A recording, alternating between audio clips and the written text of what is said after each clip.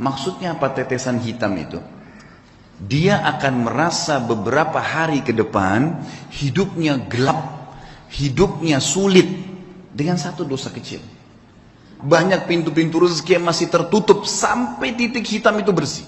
Sebelum teman-teman menonton channel Dakwah Salaf, jangan lupa untuk subscribe, like, dan juga share agar membantu channel ini terus berkembang dan juga menebarkan kebaikan di muka bumi ini.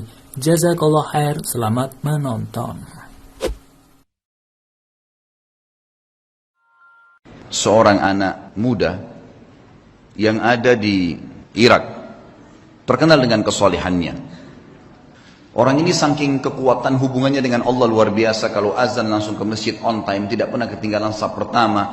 Dari pakaiannya sudah penampilannya sangat dekat dengan Allah. Kalau ngomongnya selalu cuma ayat Al-Quran, nasihat, hadis Nabi SAW.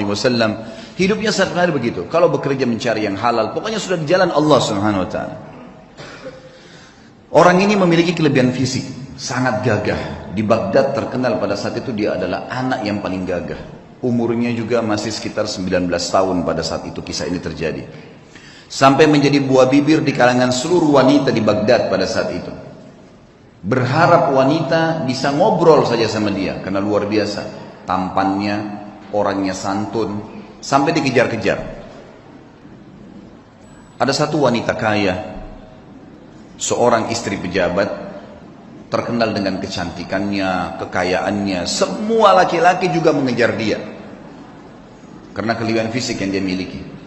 Dia berkata kepada orang di sekitarnya, saya akan menaklukkan laki-laki itu dan pasti dia akan berzina dengan saya. Dibuatlah sebuah tipu daya syaitan.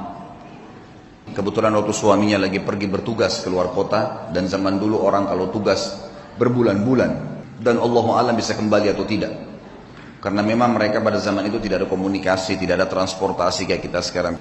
Ini jelas dia lagi di rumahnya, dia berhias dengan semaksimal mungkin kecantikan yang dia miliki dengan semerbak minyak wangi yang luar biasa. Kemudian dia bilang sama dayang-dayangnya, kalau anak muda itu lewat di depan rumah, bilang kalau di dalam rumah ada orang yang sedang sakit dan tidak ada laki-laki yang bisa bantu, tolong bawa ke tabib. Dijebaklah anak muda ini. Begitu dia lewat, tiba-tiba dayang-dayangnya keluar 3-4 orang dengan teriak-teriak, tolong bantu, tuan kami sedang sakit. Sampai akhirnya tidak ada laki-laki dan tolong bantulah. Akhirnya si laki-laki ini masuk ke dalam rumah tersebut. Waktu dia masuk ke dalam rumah tersebut, saudaraku seiman, maka yang terjadi adalah ditutup pintu. Kemudian si perempuan yang tadi licik ini berkata, kalau kau tidak mau berzina dengan saya akan teriak bahwasanya kau sengaja datang untuk mengganggu saya di rumah saya. Dijebak. Waktu itu rumah semua berdekatan, sedikit teriakan sudah kedengar. Serba salah, apa yang harus dia lakukan? Terjebak di sebuah ruangan rumah dengan wanita yang sempurna. Wanita di depan matanya dengan kesempurnaan, cantik, kaya, punya jabatan. Tinggal minta dia berzina saja. Hanya itu.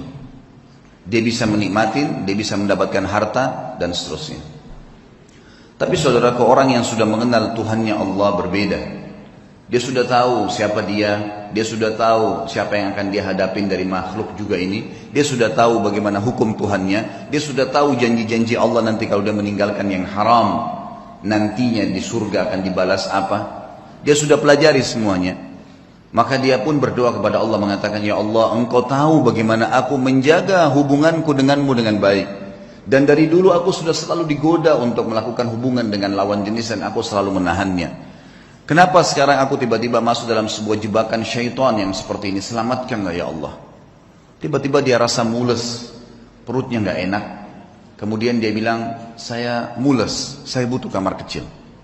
Kata perempuan tersebut, kamar kecil di depan mata saya ini, buka, silakan masuk. Tapi tetap setelah kau keluar kau akan zina dengan saya. Kalau enggak saya akan teriak. Dia masuk, kemudian dia buang air besar. Dalam kisah ini, maaf, kisahnya memang begitu. Buang air besar. Setelah buang air besar, muncul ide di pikiran dia. Tiba-tiba Allah berikan petunjuk, dia mengambil kotorannya sendiri, dia tempel di bajunya. Pada saat dia keluar dari ruangan tadi, si perempuan kaya ini yang terkenal dengan kebersihannya, kecantikannya segala, kaget melihat. Tadinya bajunya rapi orang ini, tiba-tiba penuh dengan kotoran dia sendiri. Lalu dia mengatakan, kenapa kau begini? Dia bilang, saya begini orangnya. Kalau kau memang mau berzina, saya orangnya sudah seperti ini kotoran di badan saya.